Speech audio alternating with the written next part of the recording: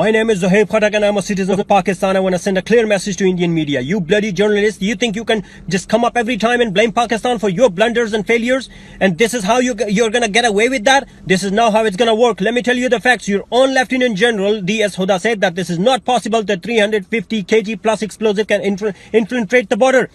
Your 700,000 soldiers in occupied Kashmir, your own intelligence agencies, they were not able to find out what Pakistan is cooking up. But you, bloody journalists, you have found out in minutes that this is Pakistan who is behind this attack. Why don't you smart brains go and join your RAW? Let me tell you the facts of RSS and BJP, what they've been involved in. Gujarat massacres of Muslims, Mumbai attacks, Uri, Pathankot, Samjhauta Express. This is how they come up in their power. This is how they do their dirty politics.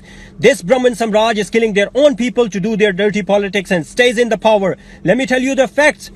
Pellet guns, humiliated elders, killed brothers, raped sisters. This is the history of Indian occupied Kashmir. This is the history of dirty Indian army. Now you're threatening Pakistan that you will deal with us. You will line up high artillery and pound Pakistan.